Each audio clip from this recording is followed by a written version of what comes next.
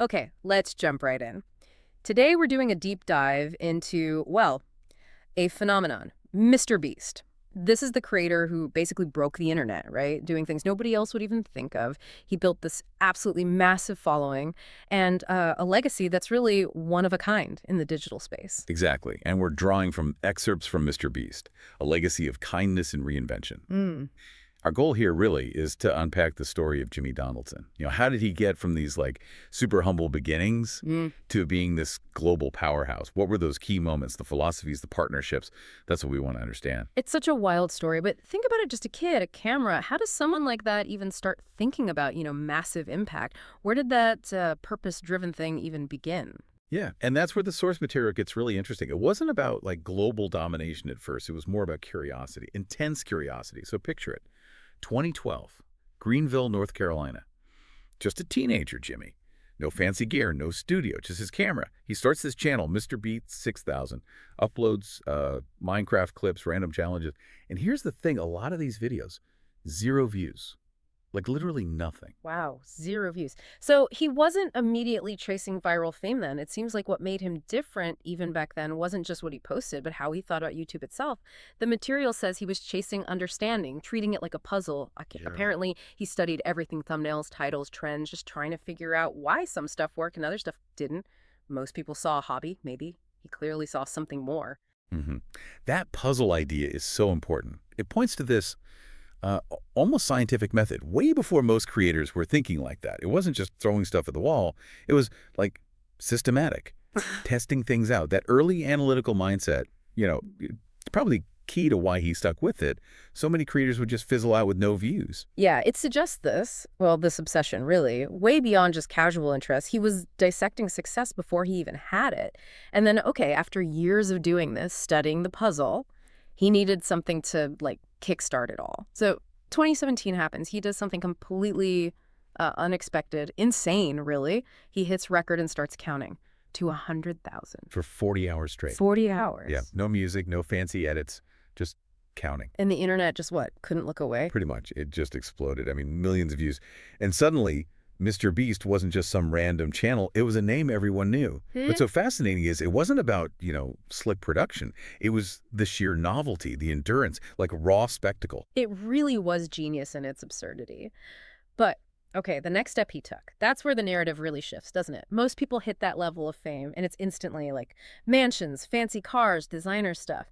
Jimmy, he went the other way. He started giving it all away. It's such a radical move, completely breaks the mold. We learn he started small, relatively speaking, like $1,000 to a stranger, then $10,000 to a friend.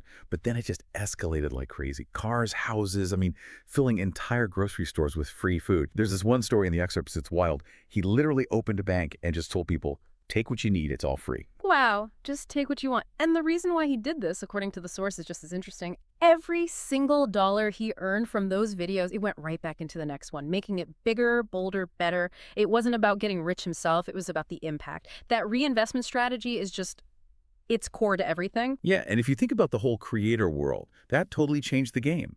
Success wasn't just about hoarding views or money for yourself. It was about using those resources for these huge visible projects. They created this kind of viral generosity loop, People watched because he was giving stuff away.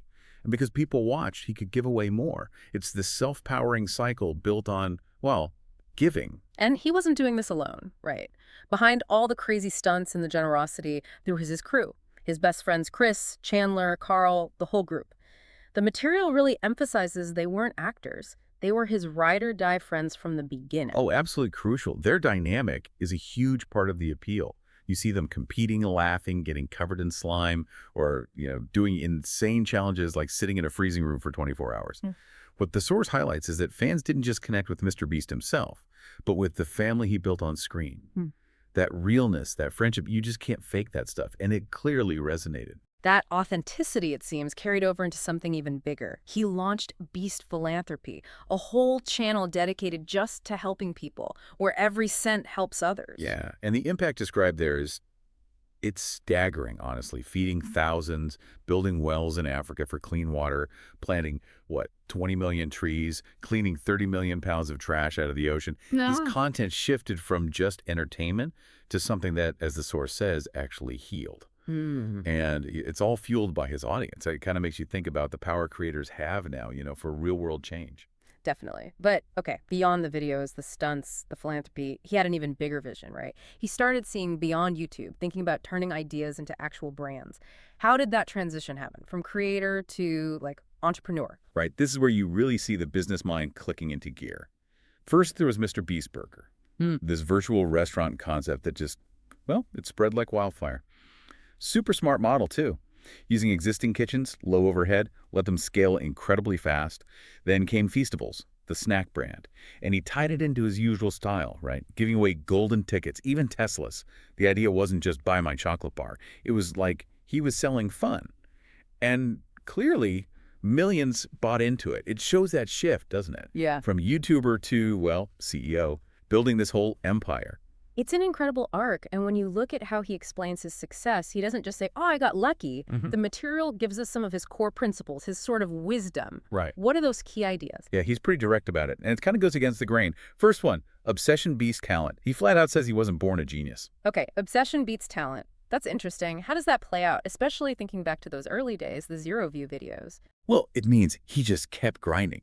He never quit learning. Think about it, years of getting basically no feedback, no views. Most people would give up.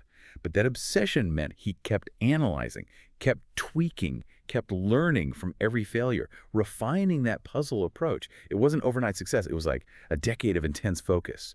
Then the next principle ties right in. Reinvest everything. Right, we talked about that. Every dollar goes back in to make something even crazier. That fueled the whole cycle. Exactly. And the third one is about people. Surround yourself with people who believe in the dream. He calls his team his backbone. They weren't just hired hands. They were bought into the vision that shared history mattered. It let him scale these huge ideas. Okay, obsession, reinvestment, the right team. And what's the last one? It brings it all back home. Care about the viewer. He emphasizes that every video, every challenge, every giveaway is ultimately made for you, for the audience. It highlights that, especially now, success is built on that real connection, that feeling that you're genuinely trying to deliver something valuable, something impactful. Wow. It's quite a formula when you lay it out like that. It really is. It's this mix of business smarts, creativity, and just a deep understanding of people. He didn't just build a channel. He built a whole community, a movement almost. So when you look at it all, MrBeast today, yeah, he's more than just a YouTuber. He's become a symbol that maybe shows you don't need, a rich family or fancy connections or the best gear to make a huge difference. Sometimes, as the excerpts say, all you need is heart. It's an amazing journey. From that kid in his bedroom, just curious, to becoming arguably the most generous creator on the planet. He built something you can't really measure with algorithms alone. This legacy based on kindness, on purpose. In a world so focused on chasing fame, he really did choose to chase purpose instead. Which kind of